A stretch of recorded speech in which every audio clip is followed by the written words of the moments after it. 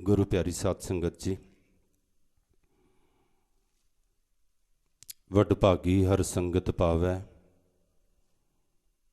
भागहीन परम चोटां खावै। बिन भागां सतसंग ना लभै, बिन संगत मैल भरी जैजियो। आपां सारे वड्डे भागां वाले हाँ, जिन्हां दे उपर गुरु ने रहमत कीती, बख्शिश कीती, साडे हिरदे नूं प्रेरित कीता गुरु ने, परमात्मा ने, ते अपनी गोद दे विच बैठण दा सुभाग समा बख्शिया। इस वक्त इस चल रहे महान गुरमत समागम, जो आप सब संगतां नूं भली भांत पता ही है कि ये महान गुरमत समागम गुरु तेग बहादुर आसरापा अफजाल साहिब श्री गुरु तेग बहादुर सच्चे पातशाह जी दे 400 साला प्रकाश दिहाड़े नूं समर्पित है। हुणे आप जी संत स्वर्ण सिंह जी दे कोलों कीर्तन दे राही कलगीधर सच्चे पातशाह जी दे बचन सरवण कर रहे सी। तेग बहादुर सिमरिए कर नौ निध आवै ताए। किन्ना स्पष्ट कलगीधर सच्चे पातशाह ने अपने बचनां च क्या कहंदे, जिहड़ा भी इंसान गुरु तेग बहादुर सच्चे पातशाह जी दे नाम दा सिमरन करेगा, या आपां ये कह सकते हाँ उन्हां दे बचनां मुताबक जिहड़ा गुरु तेग बहादुर सच्चे पातशाह नूं बार बार याद करेगा, तो कहंदे फिर ओदी झोली च गुरु तेग बहादुर सच्चे पातशाह की पाणगे। तेग बहादुर सिमरिए घर, कहंदे फिर जिहड़ा याद करेगा उन्हां दे घरां दे विच ते हिरदे दे घर दे विच। बाणी दे अंदर घर बड़ी जगह नूं दर्शाया, परिवार नूं भी घर किया, जिहड़ा इट्टां दा घर है उस नूं भी घर किया, शरीर नूं भी घर किहा, मन नूं भी घर किहा, आत्मा नूं भी घर किहा। मैं बेनती करां, इत्थे कलगीधर सच्चे पातशाह कहंदे हन फिर होएगा कि घर नौ निध, नौ निध की भाव हर कुछ इंसान दे घर दे विच आ जाएगा। उहदे घर दे विच 4 पदार्थ जे को मांगै, साध जना की सेवा लागै, धर्म अर्थ काम मोक्ष। उहदे चारों ही पदार्थ उसदे हिरदे रूपी घर च, संसार रूपी घर दे विच आ जाणगे। धाए, धाए दा मतलब पता की हुंदा सत्संगी नूं, धा के, कि उत्थे आणगे ही आणगे जिहड़ा गुरु तेग बहादुर सच्चे पातशाह नूं याद करेगा। ते नाल दी नाल आप जी नूं पता ही है कि धन धन श्री मान 108 संत बाबा ईश्वर सिंह जी नानसर कलेरां वाले, हर का सेवक जो हर पाए तिनकी कथा निरारी रे। गुरु साहब कहते हैं जिहड़े हरि परमात्मा दे सेवक हैं, जिहड़े नाम जप के उन्हां दे विच अभेद हो जाते हैं, परमात्मा दे दर घर दियां गुरु घर दियां सेवावां करते हैं, कहते फिर जिहड़े उहनूं पा जाते हैं, परमात्मा नूं पा जाते हैं। मैं बेनती करां, इंसान नाम भी जप लवे, बंदगी भी कर लवे, सेवा भी करी जावे, पर जे गुरु नूं भावे ना चंगा ना लगे तां भी कोई गल नहीं बनती है।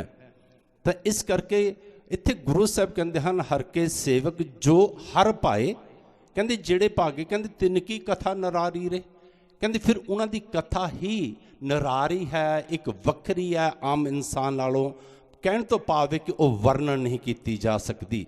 आवे ना जाहे ना कबहू मरते, कहते ना वो आंदे हन ना किते जांदे हन, कहते कदी वो मरदे नहीं।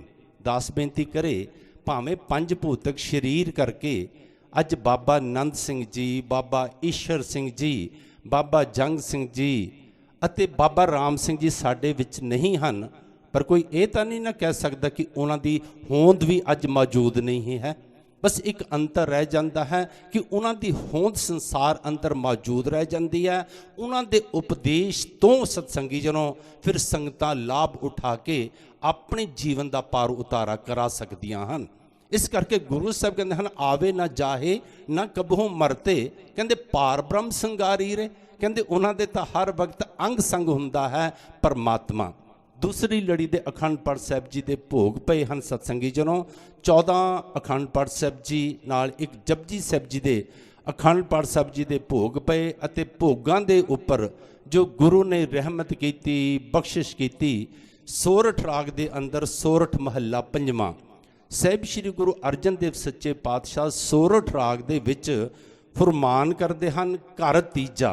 दास बेनती करते वे वैसे तुसी कथा हरमंदर साहिब जी तो, बंगला साहिब जी तो, पटना साहिब जी तो, हजूर साहिब जी तो सरवण करते रहंदे हो अते इन्हां भेदां नूं तुसी भली भांत सरवण करते रहंदे हो।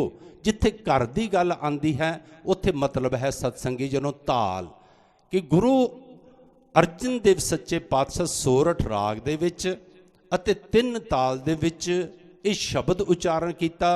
अगे क्या 2 पदे भाव के जो शब्द है उहदे 2 पदे हैं जिन्हों अज की भाषा आपां पहरे कह देंदे हाँ सत्संगी जनों 2 पदे हैं शब्द दे।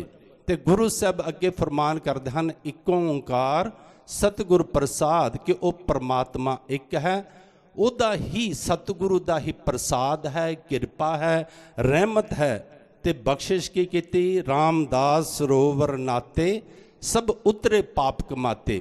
मेरे पंजवें पातशाह कहते रामदास भाव कि जेड़े परमात्मा दे दास हैं। जिहड़ी गल आपां पहलां कीती कि हर के सेवक जो हर पाए, जेड़े हरि परमात्मा दे दास बन जाते हैं भाव उन्हां दे उपर आ जाओ गुरमुख प्यार उपर आ जाओ।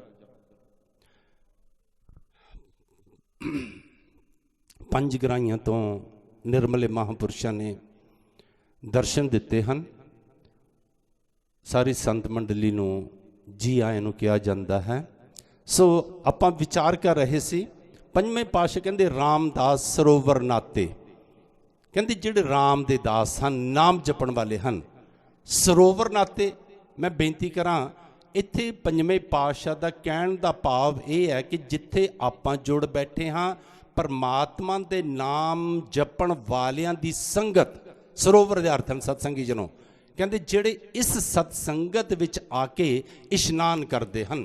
दास ने परसों भी बेनती की जदों अखंड पाठ साहब जी के भोग पे सन कि धर्म की दुनिया दे विच मन की ज़्यादा गल है सत्संगी जनों। शरीर की भी महानता क्योंकि जे तन है तां ही मन है, तो जे सत्संगी जनों तन नहीं होवेगा तो फिर मन कित्थों होवेगा।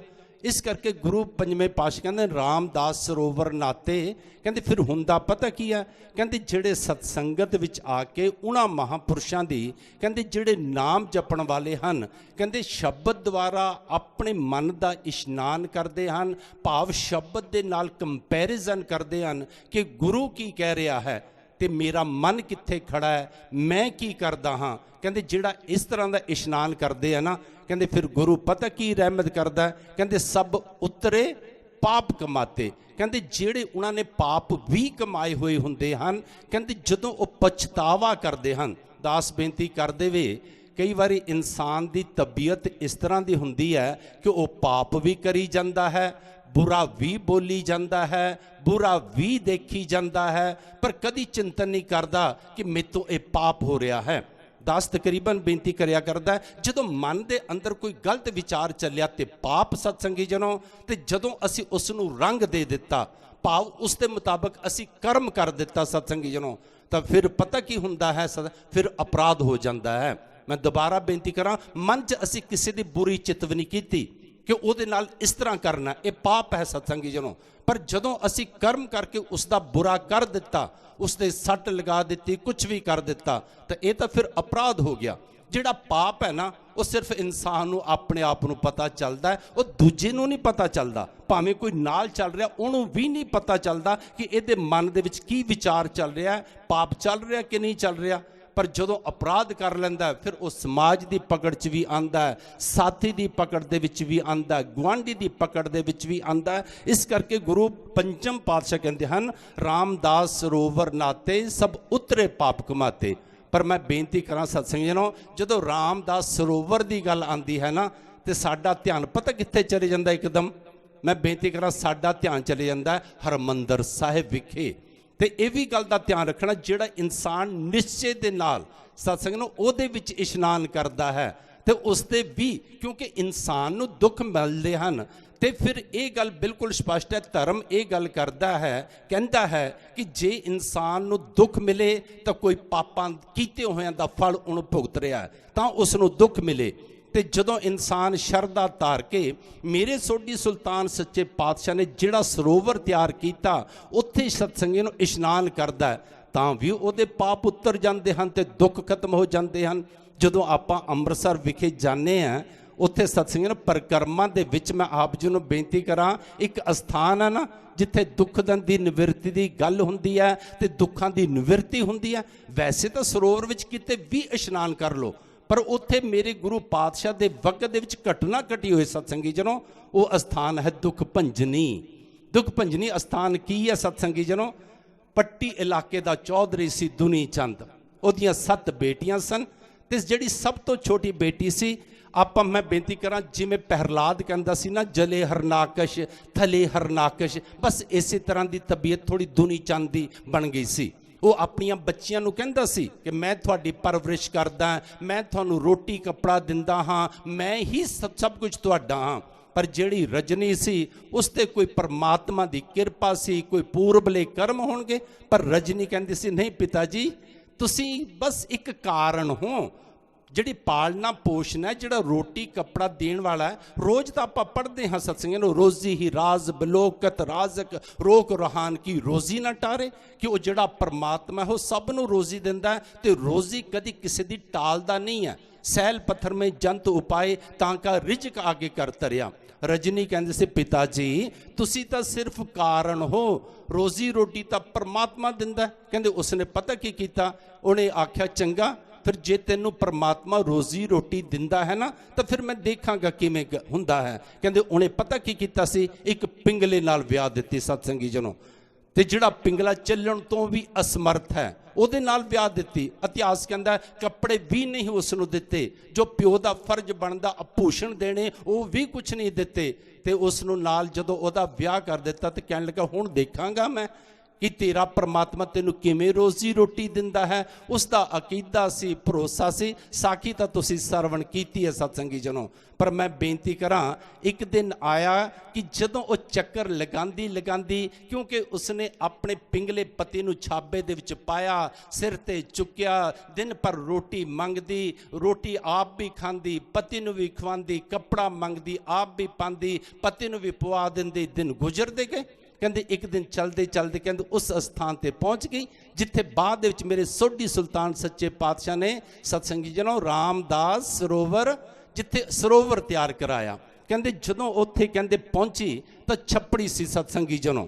जदों आपां इतिहास पढ़ो तो ये भी इतिहास कहता कि वो जगह सतयुग वगदी है।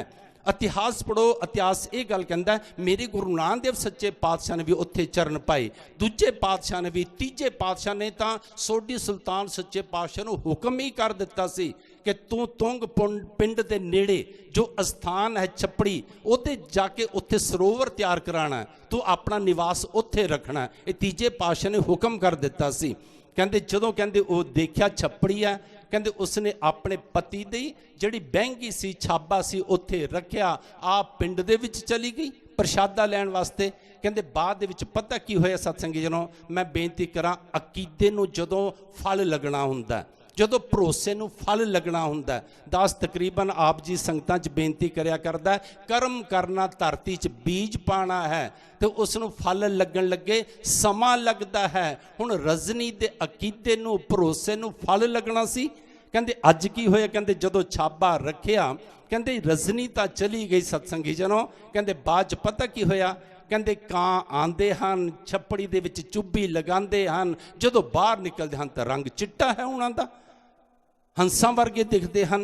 ਕਹਿੰਦੇ ਇਹ ਜਦੋਂ ਸਾਰਾ ਕੁਝ ਕਹਿੰਦੇ ਉਸਦੇ ਪਤੀ ਨੇ ਦੇਖਿਆ ਤਾਂ ਉਸਦੇ ਮਨ ਦੇ ਵਿੱਚ ਫੁਰਨਾ ਬਣਿਆ, ਫਲ ਲੱਗਣਾ ਸੀ ਸਤਸੰਗੀ ਜਨੋ, ਕਿ ਜੇਕਰ ਕਾਲੇ ਕਾਂ, ਮੇਰੇ ਗੁਰੂ ਪਾਤਸ਼ਾਹ ਨੇ ਬਾਣੀ ਦੇ ਵਿੱਚ ਵੀ ਅੰਕਿਤ ਕੀਤਾ, ਕਹਿੰਦੇ ਜੇ ਸਤਿਗੁਰ ਨਦਰ ਕਰਦਾ ਹੈ, ਕਹਿੰਦੇ ਕਾਗੋਂ ਹੰਸ ਕਰੇ, ਕਹਿੰਦੇ ਕਾਵਾਂ ਤੋਂ ਹੰਸ ਕਰ ਦਿੰਦਾ, ਭਾਵ ਕਿ ਜਿਨ੍ਹਾਂ ਦੇ ਹਿਰਦੇ ਕਾਵਾਂ ਵਰਗੇ ਹਨ, ਮੈਲੇ ਹਨ ਸਤਸੰਗੀ ਜਨੋ, ਕਹਿੰਦੇ ਉਹਨਾਂ ਨੂੰ ਵੀ ਹੰਸ ਬਣਾ ਦਿੰਦਾ ਹੈ, ਉਹਨਾਂ ਨੂੰ ਵੀ ਸਤਸੰਗ ਨੂੰ ਚਿੱਟੇ ਕਰਮਾਂ ਦੇ ਵਾਸਤੇ ਪ੍ਰੇਰਿਤ ਕਰ ਦਿੰਦਾ, ਚਿੱਟੇ ਕਰਮ ਕਰਨ ਲਗਾ ਦਿੰਦਾ ਹੈ। ਕਹਿੰਦੇ ਰਜਨੀ ਦਾ ਪਤੀ, ਕਹਿੰਦੇ ਉਹਦੇ ਮਨ ਦੇ ਵਿੱਚ ਫੁਰਨਾ ਬਣਿਆ ਕਿ ਜੇ ਕਾਲੇ ਕਾਂ ਆਉਂਦੇ ਹਨ, ਚੁੱਭੀ ਮਾਰਦੇ ਹਨ, ਬਾਹਰ ਨਿਕਲਦੇ ਹਨ ਤਾਂ ਚਿੱਟੇ ਹੋ ਜਾਂਦੇ ਹਨ, ਮੈਂ ਵੀ ਤਾਂ ਦੇਖਾਂ, ਮੈਂ ਵੀ ਤਾਂ ਪਿੰਗਲਾ ਹਾਂ। ਕਹਿੰਦੇ ਬੇਰੀ ਦਾ ਕੀ ਕੀਤਾ, ਉਸਨੇ ਇੱਕ ਟਾਹਣੀ ਪਕੜੀ, ਉਸ ਛਾਪੇ ਦੇ ਵਿੱਚੋਂ ਕਹਿੰਦੇ ਉਹ ਉੜਕਦਾ ਉੜਕਦਾ ਨਿਕਲਿਆ ਅਤੇ ਕਹਿੰਦੇ ਉਸ ਛੱਪੜੀ ਦੇ ਵਿੱਚ ਕਹਿੰਦੇ ਜਦੋਂ ਚੁੱਭੀ ਲਗਾਈ ਤੇ ਸਤਸੰਗੀਆਂ ਨੂੰ ਜਦੋਂ ਬਾਹਰ ਨਿਕਲਿਆ ਤੇ 9/9 ਸੀ, ਬਿਲਕੁਲ ਆਰੋਗ ਸੀ, ਬੜਾ ਮਨ ਨੂੰ ਪ੍ਰਸੰਨਤਾ ਹੋਈ। ਕਹਿੰਦੇ ਜਦੋਂ ਰਜਨੀ ਵਾਪਸ ਆਈ ਸਤਸੰਗੀ ਜਨੋ ਤਾਂ ਉਸਨੇ ਦੇਖਿਆ ਕਿ ਮੇਰਾ ਪਤੀ ਤਾਂ ਪਿੰਗਲਾ ਸੀ, ਮੇਰਾ ਪਤੀ ਤਾਂ ਕੋਹੜੀ ਸੀ, ਉਸਦੇ ਸਰੀਰ ਦੇ ਵਿੱਚੋਂ ਤਾਂ ਪਾ ਚਲਦੀ ਸੀ, ਪਾਕ ਚਲਦੀ ਸੀ, ਇਹ ਕੌਣ ਹੈ? ਕਹਿੰਦੇ ਜਦੋਂ ਉਸਨੇ ਪੁੱਛਿਆ ਵੀ ਤੂੰ ਕੌਣ ਹੈ ਤੇ ਉਸਨੇ ਆਖਿਆ ਮੈਂ ਤੇਰਾ ਪਤੀ। ਉਹ ਕਹਿਣ ਲੱਗੇ ਤੂੰ ਮੇਰਾ ਪਤੀ ਤਾਂ ਪਿੰਗਲਾ ਸੀ। ਉਹਨੇ ਸਾਰੀ ਘਟਨਾ ਸੁਣਾਈ, ਉਸਨੂੰ ਇਤਿਹਾਸ ਬੜਾ ਲੰਬਾ ਹੈ। ਕਹਿੰਦੇ ਅਖੀਰ ਦੇ ਵਿੱਚ ਕੁਝ ਇਤਿਹਾਸ ਨੇ ਇਹ ਵੀ ਲਿਖਿਆ ਕਿ ਉਸ ਵਕਤ ਸੋਢੀ ਸੁਲਤਾਨ ਸੱਚੇ ਪਾਤਸ਼ਾਹ, ਪਰ ਜਦੋਂ ਸਹੀ ਢੰਗ ਨਾਲ ਵਾਚੋ, ਸੋਢੀ ਸੁਲਤਾਨ ਸੱਚੇ ਪਾਤਸ਼ਾਹ ਨੇ ਉਸ ਤੋਂ ਬਾਅਦ ਸਰੋਵਰ ਤਿਆਰ ਕਰਾਇਆ ਸਤਸੰਗੀ ਜਨੋ। ਕਹਿੰਦੇ ਉਸਨੇ ਕੀ ਕੀਤਾ, ਆਪਣੀ ਪਤਨੀ ਨੂੰ ਰਜਨੀ ਨੂੰ ਕਹਿਣ ਲੱਗਾ ਕਿ ਆਹ ਦੇਖ, ਜਿਹੜਾ ਮੈਂ ਹੱਥ ਟਾਹਣੀ ਦੇ ਨਾਲ ਪਕੜਿਆ ਸੀ, ਜਿਸ ਨਾਲ ਟਾਹਣੀ ਨੂੰ ਪਕੜਿਆ ਸੀ, ਉਸ ਹੱਥ ਤੇ ਅਜੇ ਵੀ ਕੋੜ ਹੈ। ਕਹਿੰਦੇ ਰਜਨੀ ਕਹਿਣ ਲੱਗੀ ਕਿ ਠੀਕ ਹੈ, ਜੇਕਰ ਇਸ ਛੱਪੜੀ ਦੇ ਵਿੱਚ ਇਸ਼ਨਾਨ ਕਰਕੇ ਤੁਹਾਡਾ ਕੋੜ ਦੂਰ ਹੋ ਗਿਆ, ਫਿਰ ਹੁਣ ਤੁਸੀਂ ਹੱਥ ਇਹਦੇ ਵਿੱਚ ਪਾਓ ਤਾਂ ਮੈਂ ਤਾਂ ਮੰਨਾਂਗੀ ਜੇ ਤੁਹਾਡਾ ਹੱਥ ਠੀਕ ਹੋ ਜਾਏਗਾ। ਕਹਿੰਦੇ ਉਹਦੇ ਸਾਹਮਣੇ, ਰਜਨੀ ਦੇ ਸਾਹਮਣੇ ਜਦੋਂ ਉਸਦੇ ਪਤੀ ਨੇ ਉਸ ਛੱਪੜੀ ਦੇ ਵਿੱਚ ਹੱਥ ਪਾਇਆ, ਉਸਦਾ ਹੱਥ ਵੀ 9/9 ਹੋ ਗਿਆ। ਦੋ ਅਰਥ ਹਨ ਸਤਸੰਗੀਆਂ ਨੂੰ, ਵੈਸੇ ਸਹੀ ਮਾਇਨੇ 'ਚ ਇਹਦੇ ਅਰਥ ਹਨ ਰਾਮਦਾਸ ਸਰੋਵਰ ਨਾਤੇ ਸਭ ਉਤਰੇ ਪਾਪ ਕਮਾਤੇ, ਨਾਮ ਜਪਣ ਵਾਲਿਆਂ ਦੀ ਜਿਹੜਾ ਸੰਗਤ ਕਰਦਾ, ਫਿਰ ਸੰਗਤ ਕਰਕੇ ਮਨ ਦਾ ਇਸ਼ਨਾਨ ਕਰਦਾ, ਮੇਰੇ ਪੰਜਵੇਂ ਪਾਤਸ਼ਾਹ ਕਹਿੰਦੇ ਉਹਦੇ ਸਾਰੇ ਪਾਪ ਉਤਰ ਜਾਂਦੇ ਹਨ। ਜਦੋਂ ਜਿਗਿਆਸੂ ਦੇ ਪਾਪ ਉਤਰਦੇ ਹਨ ਤੇ ਸਤਸੰਗੀਆਂ ਨੂੰ ਆਪਣੇ ਆਪ ਦੁੱਖਾਂ ਦੀ ਨਿਵਰਤੀ ਹੋਣੀ ਸ਼ੁਰੂ ਹੋ ਜਾਂਦੀ ਹੈ। ਵਡਭਾਗੇ ਹੋ ਆਪ ਜਿਹੜੇ ਹਾਜ਼ਰੀਆਂ ਭਰਦੇ ਹੋ, ਜਿਹੜੇ ਰਾਮਦਾਸ ਸਰੋਵਰ ਦੇ ਵਿੱਚ ਤੁਸੀਂ ਰੋਜ਼ ਆ ਕੇ ਭੋਗਾਂ ਦੇ ਸਮੇਂ ਇਸ਼ਨਾਨ ਕਰਦੇ ਹੋ, ਆਪਣੀ ਬਾਣੀ ਸਰਵਣ ਕਰਦੇ ਹੋ, ਕੀਰਤਨ ਸਰਵਣ ਕਰਦੇ ਹੋ। ਸਤਸੰਗੀ